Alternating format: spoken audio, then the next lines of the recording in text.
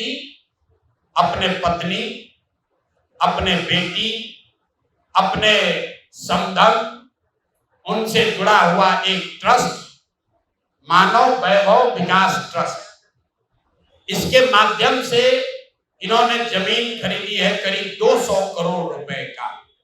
और सारा डीड एक एक जिस दिन का ट्रांजैक्शन है वो सारा डीड आपको यहाँ पर आप चाहे तो उसका फोटोकॉपी ले सकते हैं।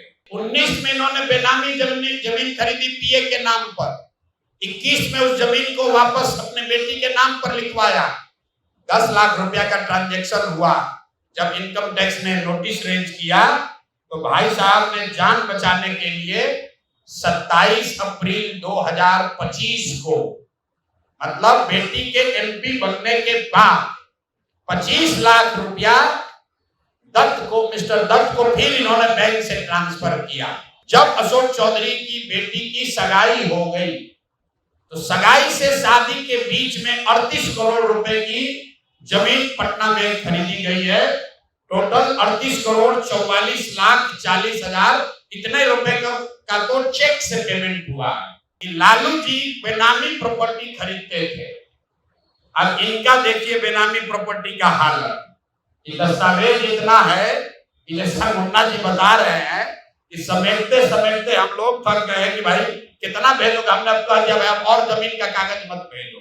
यहाँ के भ्रष्टतम नेता सर्वदलीय अशोक चौधरी, माननीय मुख्यमंत्री नीतीश कुमार के दाहिने हाथ, इनका हालत देखिए। ये तो आदमी पूरे बिहार में रिकॉर्ड बना दिया भ्रष्टाचार का। विक्रम में 34 लाख में जमीन खरीदा गया योगेंद्र दत्त के नाम पर, जो उस समय अशोक चौधरी के पीए थे। अब सुनिए इसमें कहानी।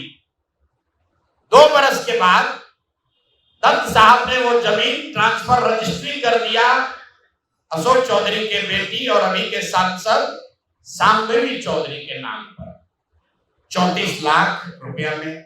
इसका डील है। आप लोग कहते हैं कि भैया रोज रोज करेंगे तो कहे भाई रोज पत्रकारिता कर रहे हैं। इतना चोर है यहाँ, इतना दस्तावेज आ गया है कि कई बार सोचते हैं कि चारों को कर दिया जाए। जो 4 यहाँ के शीर्षस्थ नेता हैं एनडीए के, दिलीप जायसवाल, मंगल पांडे, सम्राट चौधरी, अब आ जाइए यहाँ के भ्रष्टतम नेता सर्वदलीय अशोक चौधरी, माननीय मुख्यमंत्री नीतीश कुमार के दाहिने हाथ, इनका हालत देखिए। ये तो आदमी पूरे बिहार में रिकॉर्ड बना दिया भ्रष्टाचार का। हम लोग अभी तक सुनते आए हैं कि लालू जी बेनामी प्रॉपर्टी खरीदते थे। अब इनका देखिए बेनामी प्रॉपर्टी का हालत। ये दस्तावेज इतना है कि जैसा मुन्ना जी बता रहे हैं कि समेटते समेटते हम लोग थक गए कि भाई कितना भेजोगे। हमने अब कह दिया भाई अब और जमीन का कागज मत भेजो।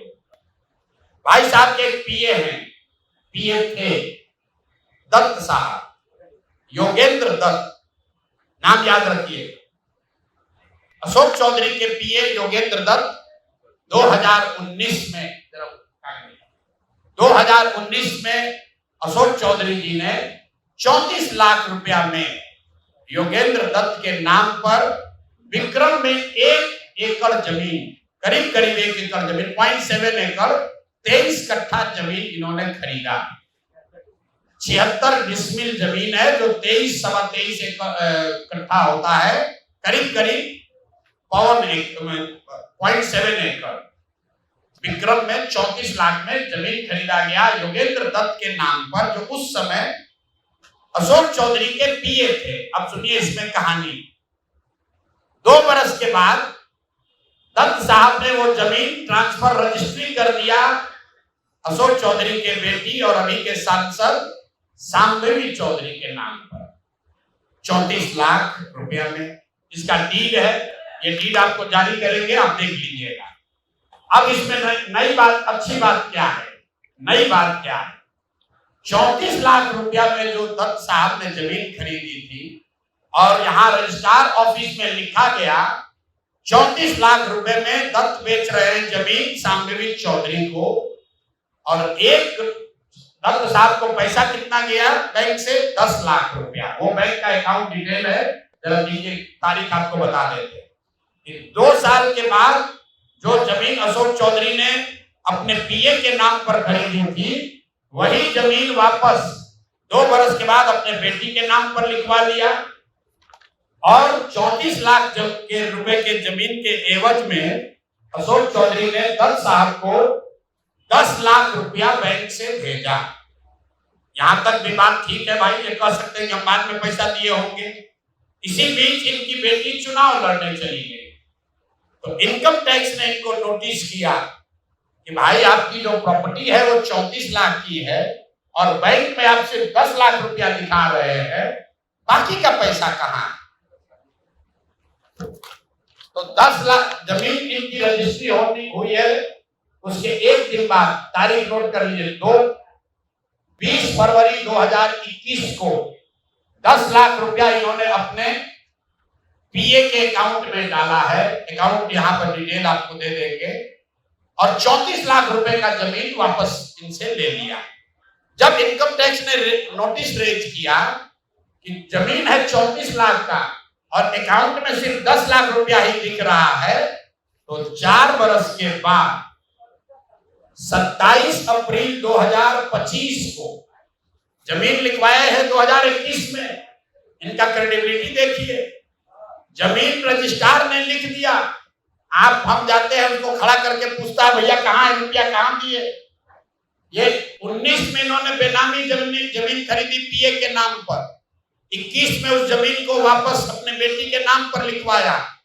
10 लाख रुपया का ट्रांजैक्शन हुआ।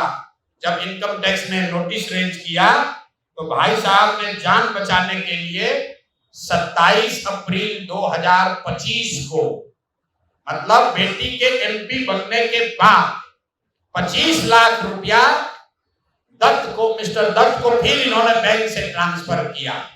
तो मैं आपके जरिए अशोक चौधरी जी, जो अपने आप को महादेव का भक्त बताते हैं, हमको तो लक्ष्मी के ही भक्त ज्यादा दिखते हैं, महादेव के भक्त नहीं है, ये लक्ष्मी के भक्त हैं।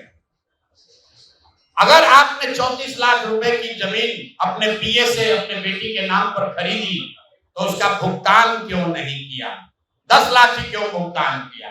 और अगर आप कहते हैं कि 10 लाख ही भुगतान तय हुआ था, तो फिर बाद में 25 लाख रुपया 3 बरस के बाद इनकम टैक्स के नोटिस आने के बाद क्यों किया? अब आपको हम एक छोटा सा केस बता रहे हैं, इसका वैल्यू 34 लाख है, लेकिन आपको ये इसलिए बता रहे हैं कि इनका मोडस ऑपरेंडी क्या है, क्योंकि उसके बाद अब जो आपको बताएंगे, ये भाई साहब पिछले 2 बरस में 200 करोड़ रुपया से ज्यादा का संपत्ति, 200 करोड़ रुपए से ज्यादा का संपत्ति अपने पत्नी, अपने बेटी, अपने समधन, उनसे जुड़ा हुआ एक ट्रस्ट, मानव वैभव विकास ट्रस्ट, इसके माध्यम से इन्होंने जमीन खरीदी है करीब 200 करोड़ रुपए का। और सारा डीड, एक एक जिस दिन का ट्रांजैक्शन है वो सारा डीड आपको यहाँ पर, आप चाहे तो उसका फोटोकॉपी ले सकते हैं। मैं एक बात क्लियर कर लूं, यहाँ जो मानव वैभव विकास ट्रस्ट है, हमारे पास उसके खिलाफ सबूत नहीं है।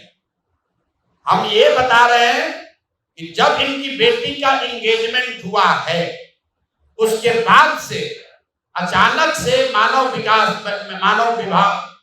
विकास वैभव ट्रस्ट जो है, जो कुणाल साहब के परिवार से जुड़ा हुआ ट्रस्ट है, और उसमें यहाँ के बड़े कुछ पदाधिकारी भी हैं, जियालाल आर्य बहुत ईमानदार व्यक्ति हैं, वो भी ट्रस्टी हैं। तो मैं आपके जरिए उनसे भी आग्रह करूंगा कि सर, आप तो जीवन भर ईमानदारी के लिए आपका नाम हम लोग जानते हैं, ये बताएं कि आपके ये न्यास के माध्यम से सैकड़ों करोड़ रुपए की जमीन कहां से खरीदी जा रही है, ये पैसा कहां से आ रहा है, ये पैसा कहां से आ रहा है? क्योंकि इस ट्रस्ट के ट्रस्टी जो कुणाल साहब की पत्नी है, उनके बेटे हैं, इनमें और अशोक चौधरी के पत्नी के बीच में डेली का बैंकिंग ट्रांजैक्शन का रिकॉर्ड हम लोग के पास है। तो मैं अभी सिर्फ इतना ही आपको बता रहा हूं कि पिछले 2 वर्षों में जब अशोक चौधरी की बेटी की सगाई हो गई तो सगाई से शादी के बीच में 38 करोड़ रुपए की जमीन पटना में खरीदी गई है। टोटल 38 करोड़ 44 लाख 40 हजार इतने रुपए का तो चेक से पेमेंट हुआ है। चेक से पेमेंट हुआ है 38 करोड़ 44 लाख 40 हजार। 12/5/2022 को पहली जमीन ली गई 23 करोड़ 40 लाख 30 हजार रुपए। 12/5/2022 को एक दूसरी जमीन ली गई जिसकी कीमत है 8 करोड़ 89 लाख 70 हजार। 8 दिन के बाद 20 मई 2022 को फिर एक तीसरी जमीन ली गई जिसका वैल्यू है 3 करोड़ 44 लाख 41 हजार। फिर 2 महीने के बाद 14 अप्रैल 2022 को जमीन खरीदी गई 7 करोड़ 20 लाख का। फिर 4 दिन के बाद 18 जुलाई 2022 को जमीन खरीदा गया 15 करोड़ 50 लाख का। और ये सारी जमीन इंगेजमेंट और शादी के बीच के डेट है, उतना ही आपको बता रहे हैं।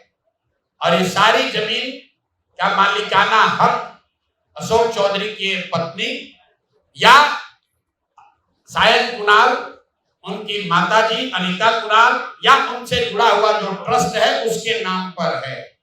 तो भाई इस ट्रस्ट में 1 करोड़ की जमीन भी नहीं खरीदी जा रही थी।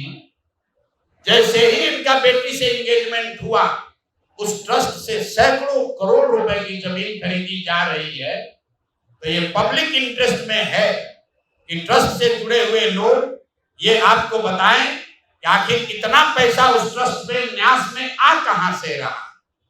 और अशोक चौधरी जी या उनकी पत्नी जो उस न्यास में मेंबर नहीं हैं, उनसे इनका सीधा क्या संबंध है। हम लोग के पास जो पेपर है उसके मुताबिक करीब करीब 200 करोड़ रुपए की जमीन खरीदी गई है इनके द्वारा, अशोक चौधरी और इनके परिवार के द्वारा। और ट्रस्ट में जियालाल आर्या के साथ साथ एक महिला भी है जिसको लोग बता रहे हैं कि अभी के मुख्य सचिव प्रत्यय अमृत की माता जी है। तो अभी के मुख्य सचिव की माता जी शायद उस ट्रस्ट में है, मैं उसको कंफर्म नहीं कर रहा हूं, लेकिन मुझे ये जानकारी अभी आते आते किसी ने दिया। तो इस ट्रस्ट के बारे में पता कर लीजिए। अशोक चौधरी को ये बताना चाहिए कि इस ट्रस्ट से उनका क्या लेना देना है, और अगर कुछ लेना देना नहीं है तो इस ट्रस्ट की ट्रेजरर जो अनीता जी हैं, कुणाल साहब की पत्नी, उनके अकाउंट से इनके पत्नी के अकाउंट में इतना पैसा कैसे आ रहा है, ये बात अशोक चौधरी जी को बताना चाहिए। तो भैया ये 3 चीज हो गए। अब